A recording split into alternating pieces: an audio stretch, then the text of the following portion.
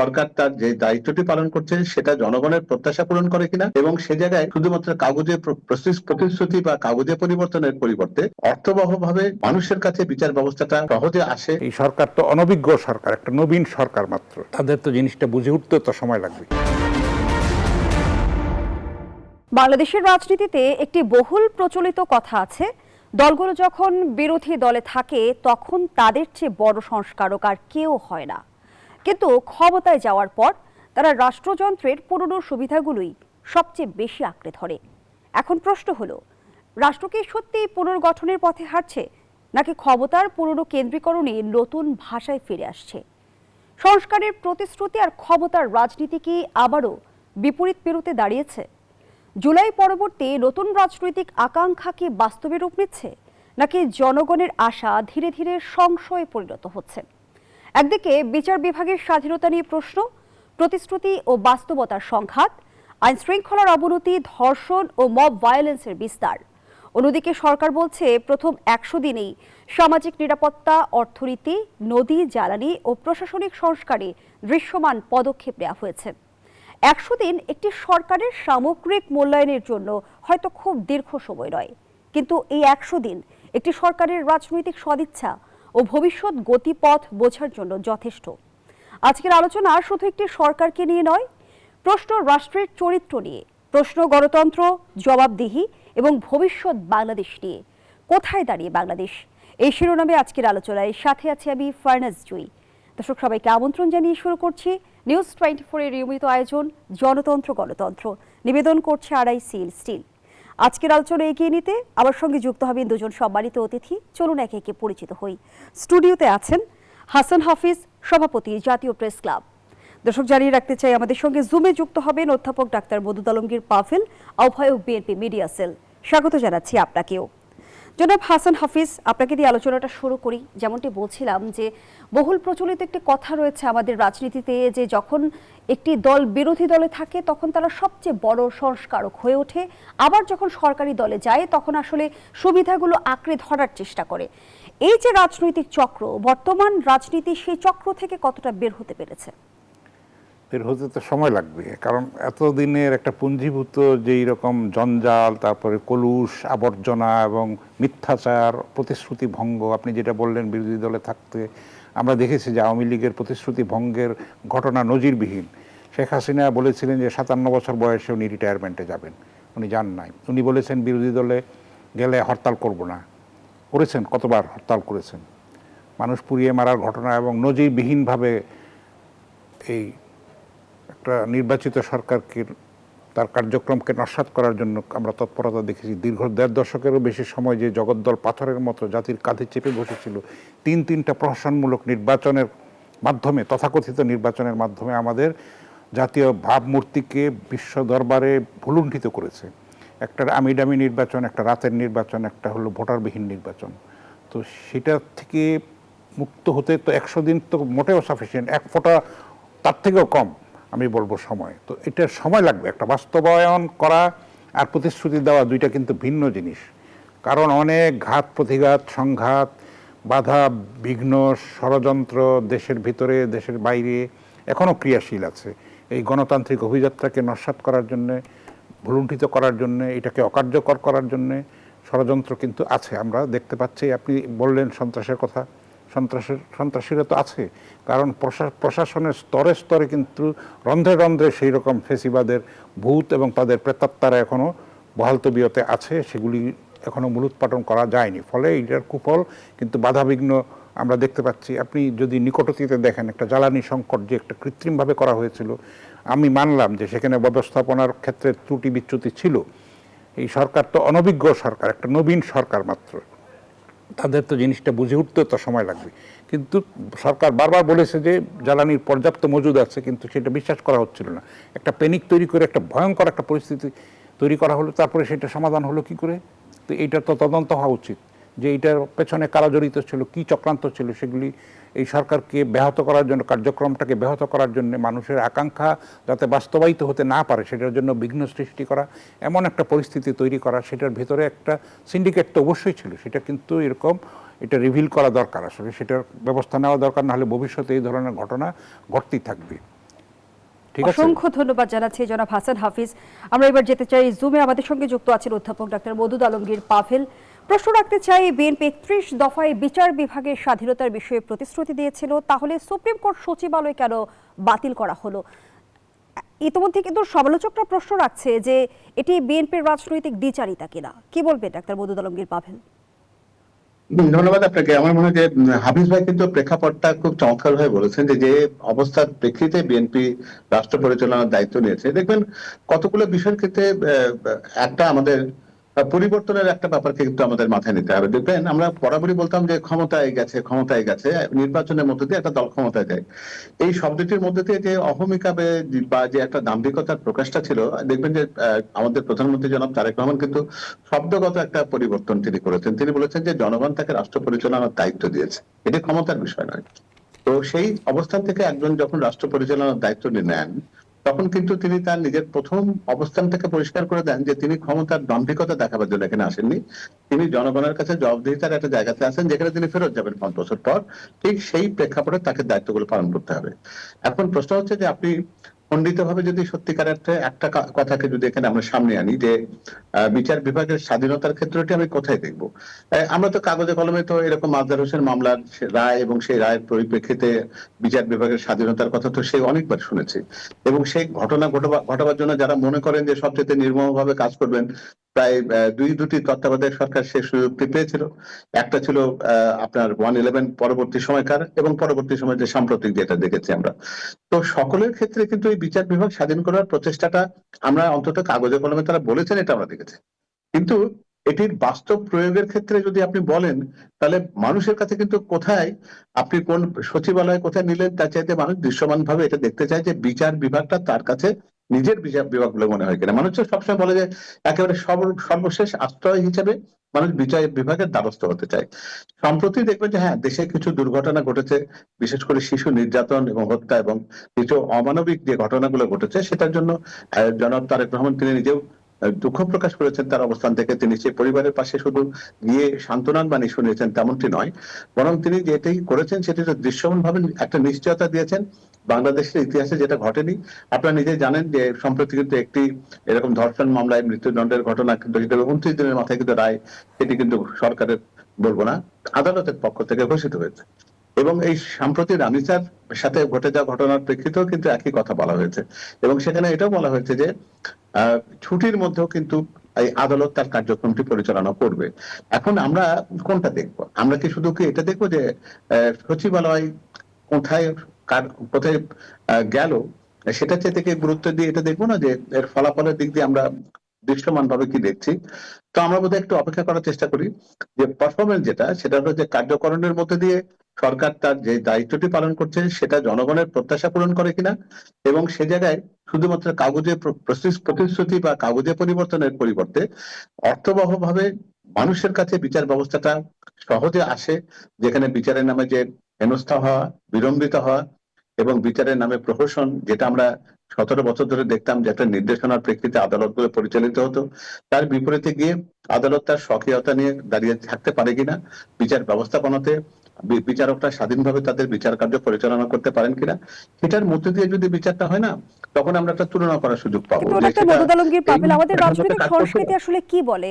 রাজনৈতিক দলগুলো কি সত্যিকার অর্থে বিচার বিভাগের স্বাধীনতা চায়, নাকি বিচার বিভাগকে নিয়ন্ত্রণ করতে চায়?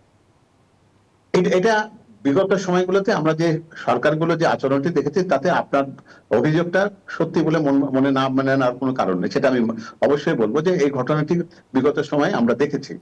কিন্তু এইটা ধারা কি পরিবর্তনীয় নয়? এটাকে করা যাবে না?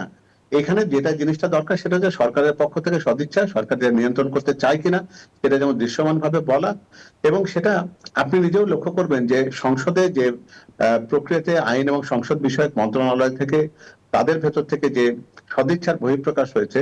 আপনি যখন সদিচ্ছার কথা বলছেন তখন কিন্তু বিরোধী দল সরকারের সদিচ্ছার বিষয়ে সন্দেহ প্রকাশ করছে। তাহলে আসলে সরকার কিভাবে আশ্বস্ত করবে? সরকার আশ্বস্ত করবে তার আচরণের মধ্যে দিয়ে। সরকার কিন্তু শুধুমাত্র কথামালা রাজনীতি করলে তার সরকার তার দায় পালন করে না। একটা রাজনৈতিক দলের পক্ষে, বিরোধী দলের পক্ষে যে কোনো অভিযোগ করাটাই সম্ভব, কারণ হচ্ছে যে তাদের দায়িত্ব এটিকে বাস্তবায়ন করা তো তাদের দায়ের মধ্যে আসে না। সুতরাং অভিযোগ তারা করবে না, এটি রাষ্ট্রযন্ত্রের প্রচলিত নিয়মে এটাই হয়। কিন্তু দায়িত্বটি পালন করার দায়িত্বটি সরকারের। সুতরাং তারা তাদের পক্ষ থেকে অভিযোগ করতেই পারেন, কিন্তু সেই অভিযোগটা সারবত্তা দিয়ে প্রতিষ্ঠিত করবার জন্য সরকার যদি এমন কিছু কাজ করে থাকে যেটা বিচার বিভাগকে কোনো নির্দেশনা দিয়ে কোনো জায়গায় পরিবর্তন ঘটিয়ে দেওয়া হয়েছে, অথবা স্বাভাবিক গতিতে যে বিচার প্রক্রিয়াটি হবার কথা ছিল বা যাওয়ার কথা ছিল সেটিকে বাধাগ্রস্ত করার জন্য সরকার কোন নির্দেশনা দিচ্ছে, এরকম কোনো প্রমাণ যদি আমাদের কাছে থাকতো তাহলে এক কথা ছিল আলাদা। আপনারা তো নিজেরাও জানেন যে আপনাদের সাংবাদিকদের মধ্যে সাগররুনির হত্যাকাণ্ডের ব্যাপার নিয়ে আদালত এ পর্যন্ত একটা পাও এগোতে পারেনি। তাহলে আপনি কি সে জায়গায় বলবেন না যে এই জায়গাতে সমস্যাটা কোথায় আছে? আমরা তো শুধুমাত্র একটা জায়গাতে শুধু কথার প্রেক্ষিতে কথাটা বলবো, নাকি বাস্তব কার্যকরণের মধ্যে দিয়ে দেখবো যে আমরা কোথাও সামনের দিকে এগোতে পারি কিনা? ঠিক একই রকম ভাবে আমরা কুমিল্লা ক্যান্টনমেন্টের তনুর ব্যাপারটি নিয়ে যে ঘটনার কথা জানি, সেখানে কি বলবেন না যে এই সময়ের পরিবর্তনের সাথে সাথে দৃশ্যমান কোনো বিষয় আমরা দেখেছি যেটার মধ্যে দিয়ে আদালত এতদিন পর এসে অন্তত সামনের দিকে যাওয়ার একটা রাস্তা পাচ্ছে? সেই ব্যাপারগুলোকে আমরা কি উদাহরণ হিসেবে আনবো না? তো সুতরাং শুধু কথার কথা না বলে আমরা কাজের মধ্যে দিয়ে যদি দেখি যে সরকার সত্যিকার অর্থে বিচার ব্যবস্থাপনার প্রতি কোনো হস্তক্ষেপ করছে না এবং তার স্বাধীনতাতে কোনো রকম বাধা সৃষ্টি করার তার কোনো ইচ্ছে নেই, সেটা বাস্তবে যদি প্রমাণিত হয় তাহলে আপনি তার বিপরীতমুখী কথা বলেই তো সেটাকে অসত্য প্রমাণ করতে পারবেন না, তাই না? তো সুপ্রিম কোর্ট সচিবালয় কেন বিলুপ্ত করতে হলো? না, সুপ্রিম কোর্ট সচিবালয় বিলুপ্ত করা, এই যে সুপ্রিম কোর্ট সচিবালয়টা ছিল এর মধ্যে দিয়ে কি বিগত সময়গুলোতে কি আমরা দেখেছি যে বিচার বিভাগের মধ্যে থেকে বড় রকমের স্বাধীনতা বা খুবই একেবারে দৃশ্যমান এমন কোনো বিষয় দেখেছি আমরা যার মধ্যে থেকে আমার মনে হবে যে আমাদের বিচার বিভাগের স্বাধীনতার ক্ষেত্রে শুধুমাত্র এই সিদ্ধান্তটি একমাত্র কারণ ছিল যেটার মধ্যে দিয়ে এই বিচার বিভাগ স্বাধীন হওয়া আর না হওয়া নির্ভর করছে? এটাকে যদি আমরা এত সরলীকরণ করি তার মধ্যে ভুল জায়গায় যাবো। আপনারা এফিসিয়েন্সি জায়গা দেখেন, কার্যকরী ক্ষমতার মধ্যে দিয়ে দেখার চেষ্টা করি আমরা, এবং আমরা দেখি যে এটার মধ্যে দিয়ে অন্যায় বা অন্যরকম কোনো উদ্দেশ্যকে প্রকাশ করবার চেষ্টা হয়েছে কিনা সেটা দেখার চেষ্টা করুন। কারণ এতদিন পর্যন্ত যেটা ছিল সেই ব্যবস্থাপনাতে আমরা যে বিচার বিভাগকে খুবই বেশি দৃশ্যমান স্বাধীন দেখেছি এমন তো নয়। এই শুধু সেক্ষেত্রে প্রশাসনিক ব্যবস্থাপনাতে যদি কোন রকম একটা পরিবর্তন ঘটে থাকে, যে পরিবর্তনের সাথে দীর্ঘদিন তো আমরা ছিলাম, এই স্বাধীনতার নামে যে কথাটি বলছি যে একটা ব্যবস্থাপনা ছিল, সেই দক্ষতা বা সক্ষমতা বিচার ব্যবস্থাপনাকে সত্যিকার অর্থে প্রতিষ্ঠিত এমনটা করতে পেরেছে যেটা একটা অপরিহার্যতা তৈরি হয়েছে, যেটাকে সরালে সাংঘাতিক রকম একটা ভয়ঙ্কর রকম একটা বিপর্যয় ঘটবে, এরকম তো আমরা দেখিনি। তাহলে দেখবে যে সরকারের সিদ্ধান্তের পেছনে যে কারণটি রয়েছে সেই কারণটিকে তারা প্রতিষ্ঠিত করার মধ্যে দিয়ে যদি দেখাতে পারেন যে সেটা বেশি কার্যকারিতা দেখাচ্ছে, তাহলে আমরা সেটাকে মানি। আর যদি দেখি আমরা যে না সেটা দেখাচ্ছে না, তখন যদি সরকার তার আগের অবস্থাতে ফেরত না যায় তখন আপনি সমালোচনা করুন, সেটাই বেশি গ্রহণযোগ্য হবে। আমার মনে হয় যে কোনো কাজের ফলাফল দেখার আগে কোনো একটা সমালোচনা আগাম করাটা বোধহয় ঠিক হচ্ছে না। সরকার ইতিমধ্যেই 100 দিন পার করেছে এবং সরকার দাবি করছে প্রথম 100 দিনে সামাজিক নিরাপত্তা, অর্থনীতি, জ্বালানি এবং প্রশাসনিক সংস্কারে দৃশ্যমান অগ্রগতি হয়েছে। কিন্তু বলা হয়ে থাকে যে বর্তমান বাস্তবতায় আইন শৃঙ্খলা পরিস্থিতি সন্তোষজনক উন্নতি হয়নি। এটি কি সরকারের জন্য অস্বস্তিকর?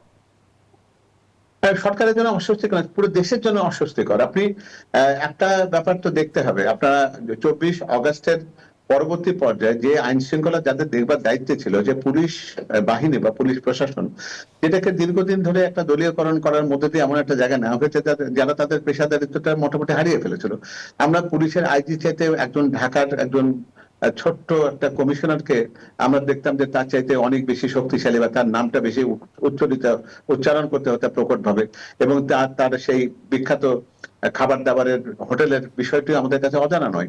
তো সুতরাং এই পুলিশ ব্যবস্থাপনার মধ্যে দিয়ে যেখানে মাসের চাইতে কঞ্চি বড় ছিল, সেই ব্যবস্থাপনাকে হঠাৎ করে একবার নিয়ম শৃঙ্খলার মধ্যে আপনি যদি আনতে চান, এবং তার পরবর্তী পর্যায়ে যেভাবে একটা বাহিনী দেশের জনগণের বিরুদ্ধে যেভাবে ব্যবহৃত হয়েছে, সেই জায়গাতে আপনি একটা পরিবর্তনের জায়গায় এসে সরকার যখন একটা গণতান্ত্রিক ব্যবস্থাপনার মধ্যে দিয়ে আইন শৃঙ্খলাকে রক্ষা করবার চেষ্টা করছে, তাদের মনোজগৎটা সেরকম ভাবে বিকশিত বা সেরকম আস্থার জায়গা থেকে আছে জনগণের কাছে। কিন্তু একই অভিযোগ তো আপনাদের বিরুদ্ধে করা হচ্ছে ডক্টর মওদুদ আলমগীর পাভেল। সংসদ সদস্য হাসনাত আব্দুল্লাহ যেমনটি বলেছে যে বিএনপি ও আওয়ামী লীগের মতো পুলিশকে দলদাসী পরিণত করতে চায়, চাপ দিয়ে দলীয় কাজ করিয়ে নিতে চায়। এই অভিযোগের সত্যতা কতটুকু? আচ্ছা, এমনিতে এই যে কথাটি উনি বলেছেন তার পরিপ্রেক্ষিতে যদি এই ঘটনাটি আওয়ামী লীগের সময় হতো তাহলে হাসানাত আব্দুল্লাহকে আজকে তখন অন্য জায়গায় দেখতাম, তাই না? এই কথাটিতে উনি যথেচ্ছভাবে বলছেন। নাসিরউদ্দিন পাটোয়ারি সাহেব প্রতিনিয়ত সরকারের বিরুদ্ধে বিষোদ্গার করছেন। তো তাতে কি কখনো এরকম সরকার কি তাদের ব্যাপারে কি একেবারে উচ্চকণ্ঠ হয়ে একেবারে তাদেরকে প্রতিবাদী হয়ে তাদেরকে রিমান্ডে নিয়ে তাদের বিরুদ্ধে মামলা দিয়ে হেনস্থা করার ঘটনাকে ঘটিয়েছে একবারও? এবং আপনারা জানেন যে আমাদের প্রধানমন্ত্রীকে নিয়েও এমন কদর্য ভাষায় বা তাদের পরিবারকে একেবারে অসৌজন্যমূলক ভাবে যে আঘাতের মুখোমুখি করা হয়েছে, সে ব্যাপারে তো সরকারের ভেতরে সংযম এবং পরিশীলিত আচরণের বাইরে তাদের ভিতরে কি কখনো কোনো অসহিষ্ণুতা আপনি দেখেছেন? তাহলে দলদাসে পরিণত করার যে কথাটি বলছি আমরা, বরং এটা আমরা অন্য অর্থে বলতে পারি যে যে পুলিশ প্রশাসনকে সম্পূর্ণরূপে দলীয়করণ করার চেষ্টাটা আমরা দৃশ্যমান ভাবে দেখেছি। সেই ব্যবস্থাপনাতে শত শত হাজার হাজার পুলিশ কর্মী রয়েছে, সেটা কর্মকর্তা পর্যায়ে, মাঠ পর্যায়ে, সাধারণ কনস্টেবল পর্যন্ত। সেই জায়গাতে তাদের ভেতরে যে যে পেশাদারিত্ব যে জায়গাটা ছিল, সেটা পরিপূর্ণভাবে একবার নস্যাৎ হয়ে গেছে। একটা বাহিনীকে রাতারাতি আপনি তার জায়গাতে আপনি আনতে পারবেন না। মাঝখান থেকে এই যে অন্তর্বর্তী সরকার, যে সরকারের অংশ বলতে গেলে হাসনাত আব্দুল্লাহ যে সহযোগীরা ছিলেন, তারা পুলিশের পোশাকটাকে পরিবর্তন করে এমন একটা জায়গা নিয়েছেন যে পোশাকটা দেখলে বলতে পারেন যে একটা দল, একটা ইউনিট হিসেবে, একটা সংগঠন হিসেবে তার ভেতরে যে একটা বুদ্ধিদীপ্ত, কর্মদীপ্ত একটা আচরণ বা দৃশ্যমানতা দেখার কথা ছিল, সেই পোশাকের মধ্যে দিয়ে সেটাকে পরিপূর্ণভাবে নষ্ট করে দিয়েছে। একটা এমন ভাবে একটা নেতিবাচক একটা রং নির্বাচন তারা করেছেন, যেখানে পেশাদারিত্বের কোনো জায়গাকে প্রতিষ্ঠিত করবার মতো কোনো সুযোগই থাকে না।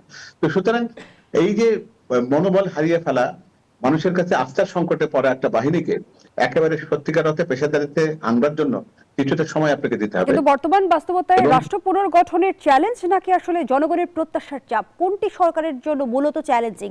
আমি সে আলোচনায় ফিরতে চাই। বিরতির সময় হয়েছে, বিরতি নিয়ে আমি আপনার সঙ্গে আবারও যুক্ত হব। দর্শক, গণতন্ত্রের এই পর্যায়ে একটা বিরতি নিচ্ছি, সাথেই থাকুন। আবারও আমন্ত্রণ, দেখছেন নিউজ 24 এর নিয়মিত আয়োজন গণতন্ত্র। নিবেদন করছে আড়াই সিল স্টিল। দর্শক, আমাদের সঙ্গে জুমে যুক্ত আছেন অধ্যাপক ডাক্তার মওদুদ আলমগীর পাভেল। আমরা আবারও যুক্ত হচ্ছি তার সঙ্গে। ডাক্তার মওদুদ আলমগীর পাভেল, যে প্রশ্নটি রেখে বিরতিতে গিয়েছিলাম, বর্তমান বাস্তবতায় রাষ্ট্র পুনর্গঠনের চ্যালেঞ্জ নাকি জনগণের প্রত্যাশার চাপ, কোনটি সরকারকে বেশি চ্যালেঞ্জে ফেলেছে?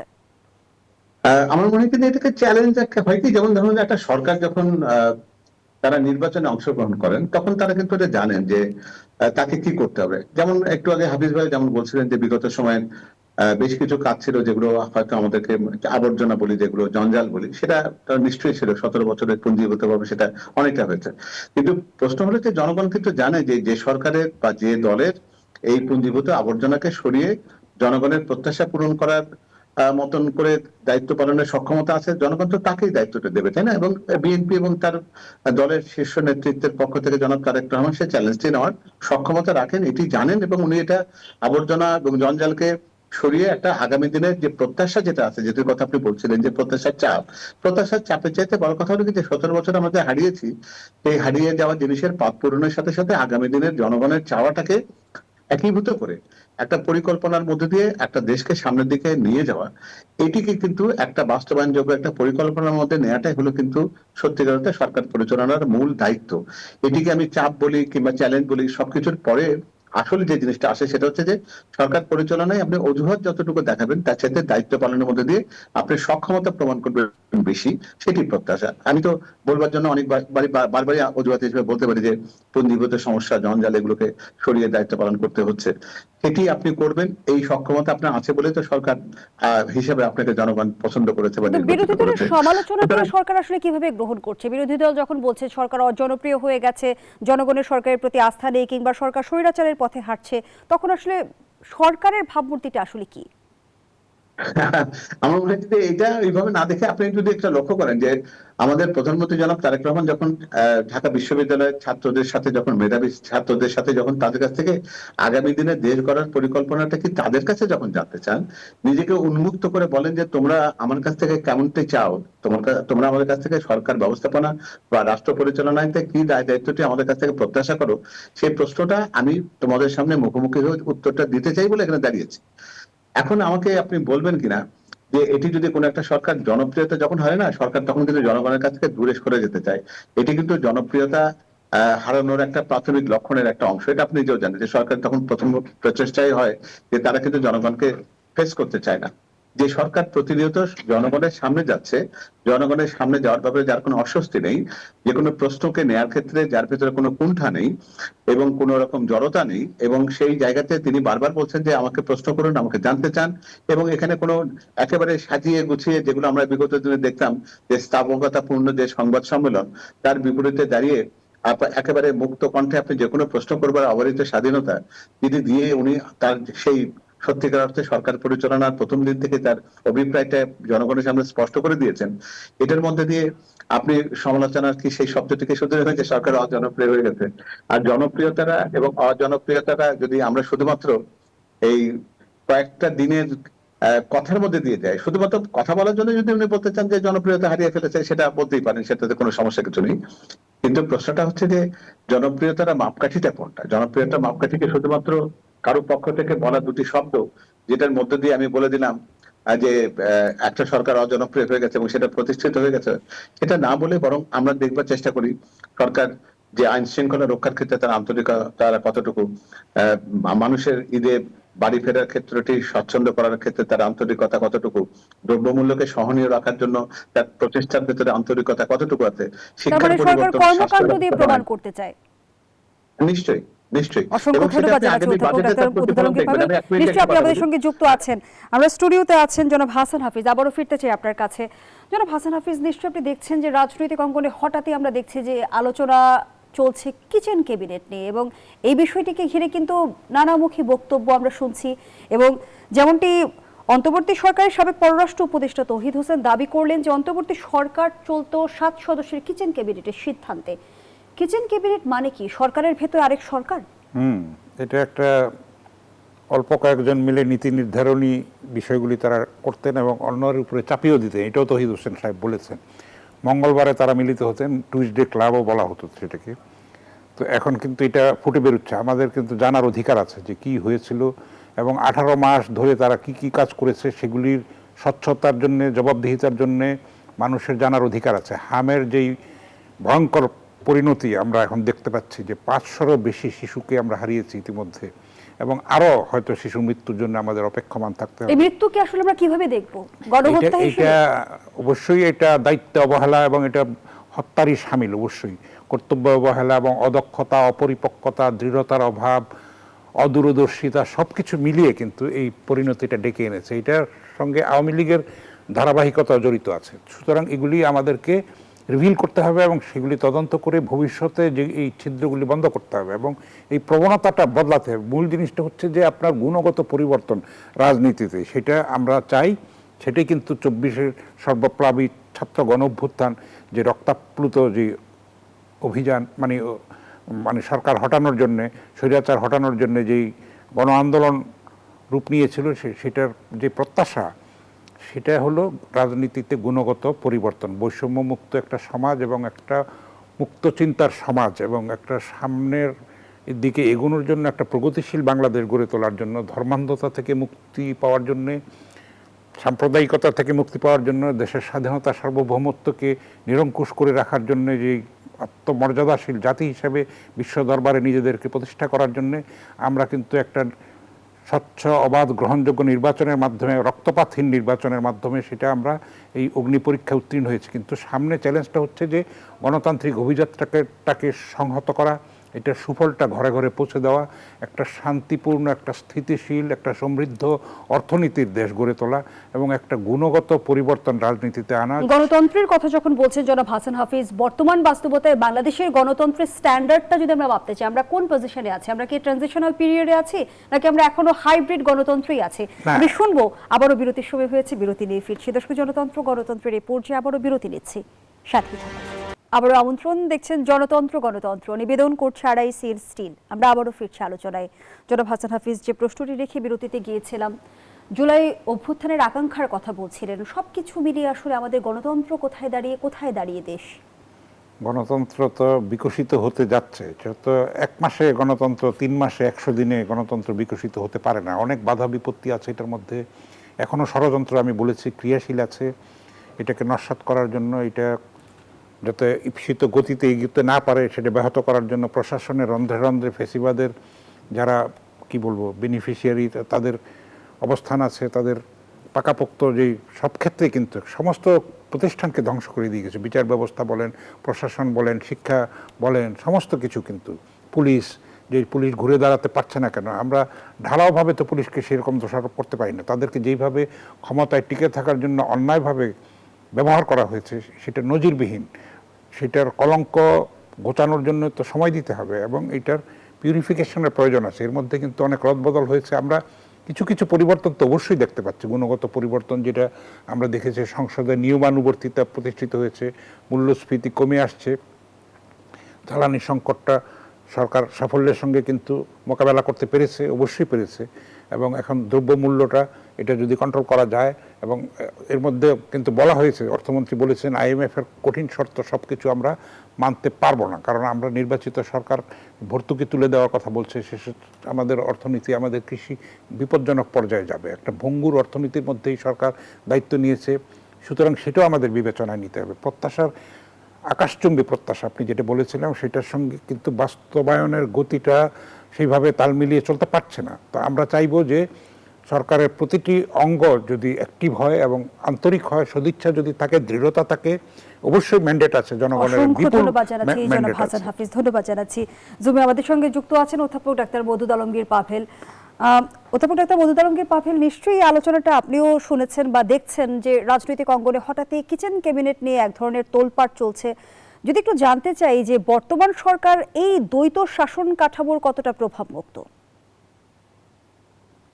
আসলে আমার মনে হয় যে কিচেন ক্যাবিনেট কনসেপ্টটা যে রাজনীতিতে বা সরকার পরিচালনা ব্যবস্থাতে থাকে না তা নয়, এটা থাকে, কিন্তু উদ্দেশ্যটা হচ্ছে যে সেটা কেন করেন। কোনো কোনো ক্ষেত্রে হয় যে ক্যাবিনেটে বৃহত্তর কোনো সিদ্ধান্ত নেওয়ার আগে অন্তত, যেগুলো প্রত্যেকটা সরকারের ভেতরে তো মোটামুটি কিছু কিছু মন্ত্রীরা থাকেন যারা ঠিক দায়িত্ববান, দায়িত্বের জায়গা থেকে এবং অভিজ্ঞতা সবকিছু দিক দিয়ে তাদের একটা পরিপুষ্টতা থাকে, এমন যে সরকারের প্রধান নিয়ামক শক্তিকে কোনো একটা নীতি নির্ধারণী সিদ্ধান্তটিকে নেওয়ার আগে এটির একটা চুলচেরা বিশ্লেষণের জায়গাটি সেখানে থাকে। বড় বৃহত্তর কোনো সিদ্ধান্ত, যে সিদ্ধান্তের মধ্যে কিছু স্পর্শকাতরতা থাকে, সেগুলোর ক্ষেত্রে কখনো কখনো এই কিচেন ক্যাবিনেটকে কার্যকর আমরা পৃথিবীব্যাপী দেখেছি আর কি। কিন্তু যে কিচেন ক্যাবিনেট নিয়ে আলোচনা হয়েছে অন্তর্বর্তী সরকারকালীন সময়, এটার মধ্যে কিন্তু বেশ কিছু ধোঁয়াশের ব্যাপার রয়েছে। যেমন আমরা কিন্তু কিছু কিছু চুক্তির কথা শুনেছি, আবার কিছু কিছু সিদ্ধান্ত, যে সিদ্ধান্তগুলো জনকল্যাণে কখনোই কাজ করেনি, এবং নির্বাচনকে বিলম্বিত করার একটা চেষ্টা যেটা ছিল, এবং দীর্ঘস্থায়ী ভাবে অন্তর্বর্তী ব্যবস্থাপনায়